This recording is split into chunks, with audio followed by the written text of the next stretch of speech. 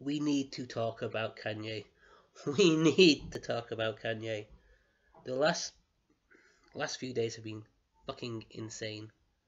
He's been tweeting support for Trump. He's been dropping what can only be described as piss take tracks. And then he goes on to TMZ and tells America slavery was a choice. Yes, according to Kanye, slavery was a choice. Right, by now, everyone should know about this interview with TMZ. Kanye goes up to TMZ, admits he's been addicted to opiates, which isn't that shocking, then tells everyone slavery was a choice. Kanye believes slavery was a choice. You really couldn't fucking make this up, could you? You really couldn't make this up. And I'll openly admit now, all I've done this weekend is tweet. On the last few days, all I've done, feel like I've done it, is been tweeting about Kanye. All I've done, Kanye, Kanye, Kanye, Kanye. Because you know what? Kanye has been a fucking tard. And I think last night was the pinnacle of Kanye's big-headedness and stupidity. So, we need to talk about this. We need to talk about these comments. So, slavery was a choice. No, Kanye, it wasn't. That's why people were bought and sold like property. That's why people were forced to work for no money. 400 years of black history cannot be summed up as it was their choice. It's 400 years of oppression. And I don't want to sound like an SJW white knighting here. This is a fact. This is a fact. So, you've made the comments. You fucking embarrassed yourself this time. You have done the ultimate embarrassment for yourself. This is goddamn worse than that 15-minute rant you had on Radio 1 with Zane when you were about to drop Yeezus. And let's face it, that was fucking embarrassing to watch. I watched the full hour interview and I was flabbergasted. I was sat there in silence, pretty much like Zane Lowe was. Eminem took the piss out of you.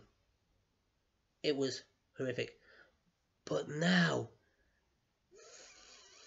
4 or 5 years later, you come out and you say, this is the ultimate embarrassment for you. People aren't going to fuck with you anymore. You should usually just keep your mouth closed anyway.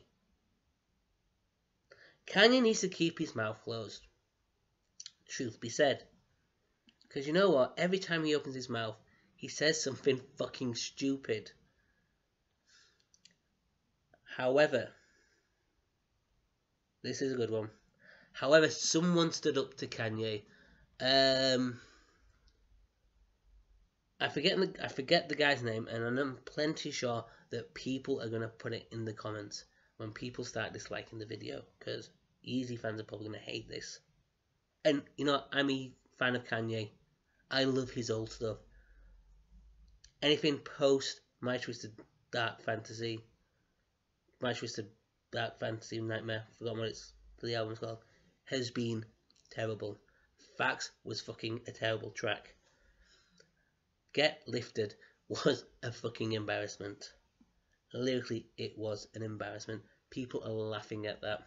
But somebody stood up to Kanye and ranted at him. And this was the most fantastic rant I have ever witnessed. Someone put Kanye in his place. A TMZ employee put Kanye in his place. And I think at that point, Kanye didn't know what to say. So he walks over to the guy and apologizes for hurting him. And somehow, I think after this weekend, a lot of people out there thinks enough is enough with Kanye. After this last few days, the Trump support, this comment, people are gonna not fuck with Kanye. People are gonna have enough of Kanye.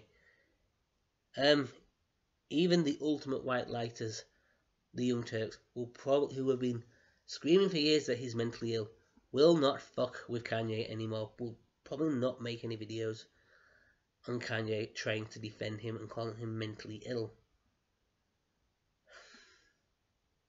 But